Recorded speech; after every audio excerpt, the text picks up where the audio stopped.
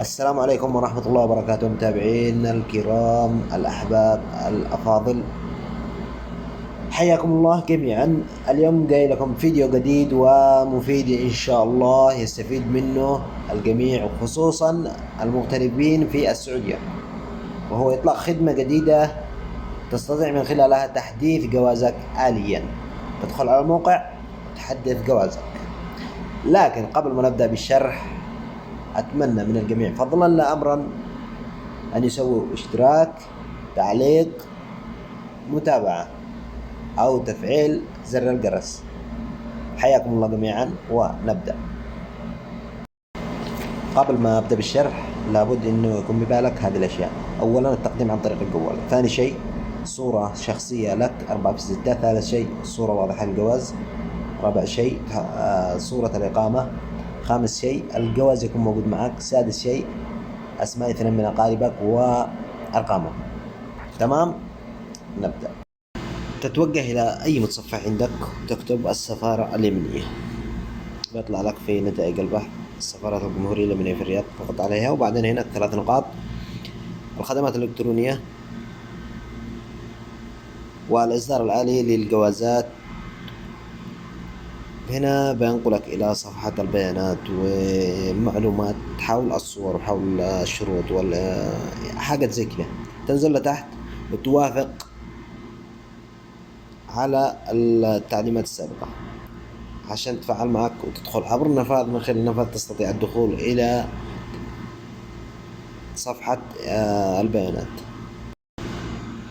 تروح على نفاذ وينقلك إلى صفحة تطبيق نفاذ.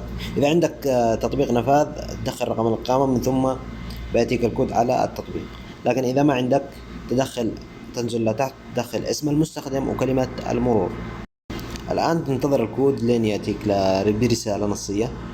تمام، وبعدين يدخل الكود.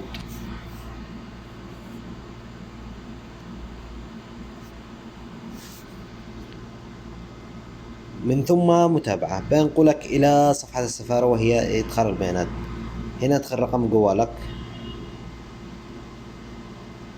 وهنا بعد ما دخلنا رقم الجوال بيأتيك رمز التحقق ثم التالي، ثم هنا بيانات الخدمة وهي الإصدار الآلي للجوازات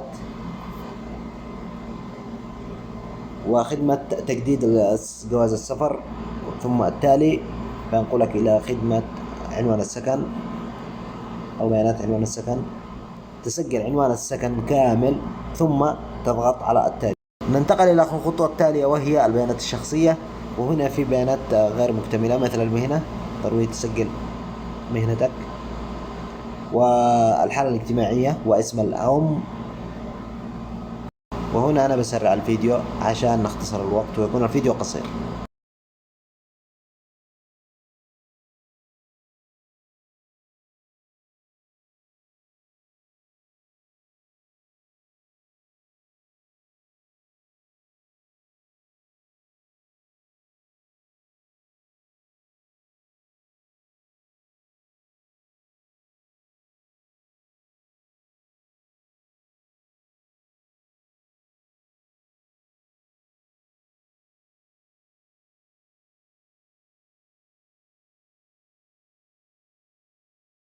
بعد ما مليت البيانات كاملة اضغط على التالي بينقلك إلى خدمة الخطوة التالية وهي تأكيد الخدمة، وتشوف تراجع البيانات كاملة اللي دخلتها هل هي صحيحة. إذا هي صحيحة تنزل لتحت عشان ترفق الملفات المطلوبة.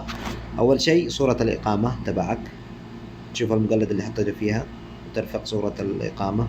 ثاني شيء صورة الجواز. ثالث شيء الصورة الشخصية. رابع شيء صورة واضحة من الكاميرا وأنت بيدك الجواز بهذا الشكل. تسوي التقاط صورة ومن ثم التقاط وحفظ. بعد كذا تأكيد الخدمة بنقولك على خدمة الدفع.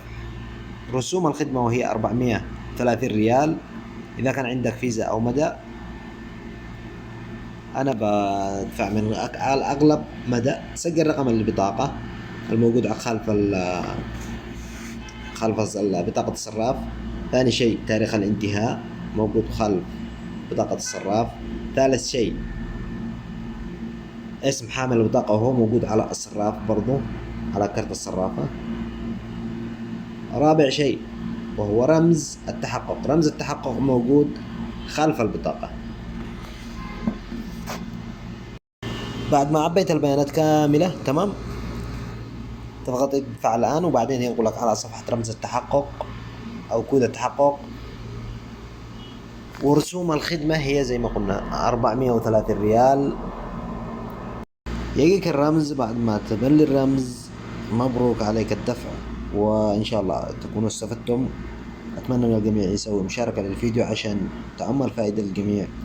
والسلام عليكم ورحمة الله وبركاته.